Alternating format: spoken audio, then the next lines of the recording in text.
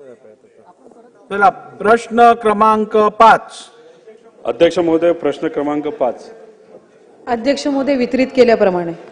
अध्यक्ष महोदय, या प्रश्नाचं उत्तर आम्ही लाडक्या बहिणीच्या बाबतीतला प्रश्न इथं केला होता. अनेक प्रश्न होते जे कंबाईन झाले होते. त्याच्यामध्ये एक प्रश्न होता, म्हणजे माझे तसे 3 प्रश्न आहेत. त्यातला पहिला प्रश्न असा आहे की आमच्या या माता भगिनींना तुम्ही जे लाडकी बहीण योजना दिलेली आहे ती योजना देण्यासाठी तुम्ही अंगणवाडी सेविकांचा वेळेचा वापर हा फॉर्म भरण्यासाठी तिथं केला होता आणि प्रोत्साहन म्हणून त्यांना तिथं 50 रुपये तुम्ही देणार होता. त्याचा आकडा हा तसं बघितलं तर तो तसा मोठा जातो. माझा पॉइंटेड प्रश्न असा आहे की त्यांना आतापर्यंत पैसे प्रोत्साहन जे अंगणवाडी सेविकांना तुम्ही देणार होता ते पैसे मिळालेले नाहीत. ते हे सेशन संपूस तर ते पैसे त्यांच्या अकाउंटला तुम्ही पाठवणार आहात का, असा माझा पॉइंटेड प्रश्न आहे. दुसरा माझा प्रश्न आहे, अध्यक्ष महोदय, आता आपण म्हणजे मंत्री महोदयांनी वरच्या हाऊसमध्ये उत्तर देत असताना असं उत्तर दिल्यासारखं आम्हाला आठवतंय की कृषी सन्मान योजना ज्या ज्या महिला शेतकऱ्यांना मिळते त्यांना तुम्ही लाडक्या बहीण योजनेतून त्या ठिकाणी त्यांचं नाव वगळणार आहात. आमचं एवढंच म्हणणं आहे की लाडकी बहीण योजना तुम्ही कोणासाठी आणली तर महिलांसाठी आणली. कशासाठी आणली तर महिलांना आर्थिक सक्षम करण्यासाठी आणली. आता याच्यामध्ये केंद्र सरकार ही कृषी सन्मान योजना का देते तर शेतकऱ्यांना अनेक अडचणी असतात. सोयाबीनचे भाव टिकत नाहीत, तिथं फर्टिलायझरचे भाव वाढलेले आहेत, खर्च परवडत नाही, म्हणून शेतकऱ्याला सक्षम करण्यासाठी तो पैसा तिथं दिला जातो. तर आमचं मत असं आहे की हे 2 योजना मिक्स न करता तुम्ही जी योजना लाडक्या बहिणीसाठी दिलेली आहे, कारण का इलेक्शनच्या काळामध्ये या महिलांना ज्यांना अध्यक्ष महोदय महत्वाचा आहे, कृषी सन्मान योजना ज्यांना दिली जात होती तो आकडा तुमच्याकडे असताना त्यांची नावं असताना सुद्धा अशा 20 ते 25 लाख महिलांना तुम्ही ही लाडकी बहीण योजना दिली. मग आता तुम्ही जर त्यांचं नाव वगळणार असाल तर कुठेतरी एक संदेश असा जातो त्यांचा वापर फक्त इलेक्शन पुरता केला. तर आमचं आपल्याला म्हणणं असं आहे की त्यांचं नाव याच्यामध्ये वगळू नये, कारण का या 2 वेगळ्या योजना आहेत आणि आमचं हे म्हणणं आहे ते लोकांचं महिलांचं म्हणणं आहे. तर माझा पॉइंटेड प्रश्न आहे की जी चर्चा आता सुरू आहे की 25 ते 25 लाख महिलांचं नाव हे जे वगळण्यात येणार आहे, ज्यांना कृषी सन्मान योजना मध्ये त्यांचं नाव होतं, त्यांचं नाव तुम्ही खरंच वगळणार आहात का ते तुम्ही वगळणार नाही, असा आमचा तिथं प्रश्न आहे. आणि शेवट आमचा पॉइंटेड प्रश्न असा आहे ज्याचं उत्तर सुद्धा पॉइंटेडच असावं असं आमची अपेक्षा आहे. इलेक्शनच्या काळामध्ये तुम्ही शब्द दिला होता, तुम्ही विविध ठिकाणी बोलला होता की 1500 रुपयाचा आम्ही 2100 रुपये हे आमच्या माता भगिनींना तिथं तुम्ही या योजनेच्या माध्यमातून येणार. पॉइंटेड उत्तर आम्हाला असावं, तुम्ही ते 2100 रुपये या अधिवेशनामध्ये करणार आहात का करणार नाही, असं उत्तर त्या ठिकाणी तुम्ही तिथं द्यावं.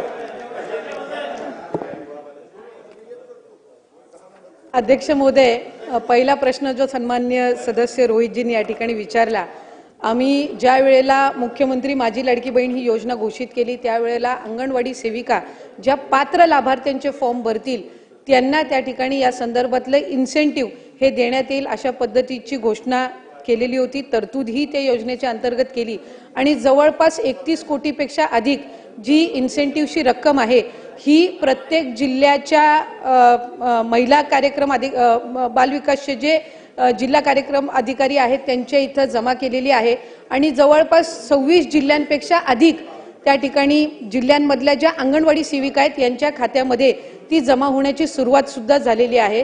त्याच्यामुळे इन्सेंटिव्ह ज्याची तरतूद ही राज्य शासनाकडनं विभागाकडनं करण्यात आलेली आहे ती त्या संबंधित अंगणवाडी सेविकांना वितरित करण्याची सुरुवात ही त्या ठिकाणी झालेली आहे आणि ती प्रक्रिया सुरू आहे. या व्यतिरिक्त जो त्यांनी प्रश्न विचारला तो कृषी विभागाच्या नमो शेतकरी योजनेच्या संदर्भामध्ये आपण विचारला असेल. ज्या वेळेला लाडकी बहीण योजनेचा शासन निर्णय निर्गमित करण्यात आला त्यावेळेला त्या शासन निर्णयामध्येच नमूद केलेलं आहे की शासनाच्या ज्या वेगवेगळ्या योजना आहेत आणि ज्याचा लाभ हा माता भगिनी किंवा लाभार्थी घेत आहेत याच्यामध्ये 1500 किंवा 1500च्या अधिक ज्या योजनेचा लाभ, ज्या रकमेचा लाभ जर ती लाडकी बहीण घेत असेल तर ती या योजनेमध्ये पात्र होणार नाही. एक नमो शेतकरी योजना जी आहे याच्यामध्ये त्या ज्या महिला आहेत माता भगिनी आहेत यांना 1000 रुपयाचा लाभ मिळत असतो. त्याची जी वरची 500ची कॅपिंग आहे म्हणजे ती शासन निर्णयामध्ये सुरुवातीच्या नमूद केलेली आहे की किमान 1500चा लाभ हा शासनाचा प्रत्येक लाडक्या बहिणीपर्यंत पोहोचला पाहिजे आणि त्यानुसार नमो शेतकरी योजनेच्या ज्या लाभार्थी आहेत या साधारणपणे 5.5 ते 6 लाख आहेत. त्यांना या योजनेतून वगळण्यात आलेलं नाहीये. फक्त त्यांना 1000 रुपये हे नमो शेतकरी योजनेतून मिळतात आणि वरचे 500 जे आहेत हे आपल्या लाडक्या बहीण योजनेच्या माध्यमातून मिळत असतात. त्याच्यामुळे त्या संदर्भातलं कुठलंही वगळण्यात आलेलं नाही. 20-25 लाखचा जो आकडा आहे हा माध्यमांकडून किंवा अशाच पद्धतीने अफवांच्या इथून आलेला आहे. हा कुठलाही आमच्या विभागाने किंवा शासनाकडून आजपर्यंत तशा पद्धतीचा आकडा काही दिलेला नाही. वरुण सरदेसाई. अध्यक्ष महोदय माझे रोहितजी मी विचारतो तेच विचारतोय. अध्यक्ष महोदय माझे अध्यक्ष ठीक आहे, अध्यक्ष महोदय त्यांना बोलू दे, अध्यक्ष बोला. महोदय माझे 3 स्पेसिफिक प्रश्न मंत्री महोदय यांना आहेत. अहो तेच देतील ना, मी तेच विचारतो ना विचारतात. परत. 2100च विचारतात, त्यांना संधी तर द्या. अहो मला बोलू द्या ना. आता सगळे माझे- प्रश्न तुम्हीच विचारणार, त्यांना माझे एक संधी 3 तर द्या. स्पेसिफिक प्रश्न आहेत. निवडणुकीच्या पूर्वी जेव्हा माझी लाडकी बहीण योजना जाहीर केली तेव्हा त्यावेळी किती लाभार्थी आपण होते. त्यानंतर निवडणुकीच्या नंतर जेव्हा सगळे निकष लावण्यात आले, घरात गाडी असेल, दुसरी योजना मिळत असेल, त्यामुळे एक्झॅक्ट आकडा किती आहे, किती लाडक्या बहिणींना अपात्र करण्यात आलं ज्यांना आधी योजनेचा लाभ मिळत होता आता मिळत नाहीये. आणि तिसरा स्पेसिफिक प्रश्न, सरकारने सांगितल्याप्रमाणे महायुतीच्या वचननामात असल्याप्रमाणे मंत्री महोदयांनी कृपया आम्हाला सांगावं की लाडक्या बहीण योजनेचे 2100 रुपये आपण देणार की नाही, येस ऑर नो. अध्यक्ष महोदय, आपल्या माध्यमातून मला सभागृहाला त्या ठिकाणी नमूद करायचंय की ऑक्टोबर 2024 मध्ये ज्या वेळेला आचारसंहितेच्या आधीचा लाभ वितरित करण्यात आला होता त्या लाभार्थ्यांची संख्या 2,33,64,000 सुमारे इतकी होती.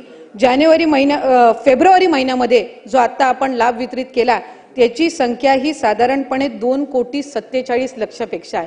याचा अर्थ असा की आचारसंहितेच्या आधी 2,33,00,000 होती आणि आता 2,47,00,000 आपण महिलांना लाभ हा त्यांच्या खात्यामध्ये जमा केलेला आहे. आणि 2100च्या संदर्भातला जो निर्णय आहे, महायुतीच्या सरकारने ही महत्त्वाकांक्षी योजना आणलेली आहे आणि महिलांना 1500चा लाभ वितरित करणारे महायुतीचं सरकार हे एकमेव सरकार आहे. त्याच्यामुळे त्यांच्या आयुष्यामध्ये हा जो आनंद आहे हा अशाच पद्धतीने ही योजना राहणार आहे. आणि 2100च्या संदर्भातला योग्य तो निर्णय आमचे मुख्यमंत्री देवेंद्र फडणवीस साहेब आणि दोन्ही उपमुख्यमंत्री योग्य वेळी घेतील. लाडक्या बहिणींची फसवणूक होणार नाही ही दक्षता निश्चितपणाने महायुतीचं सरकार घेईल. पुढे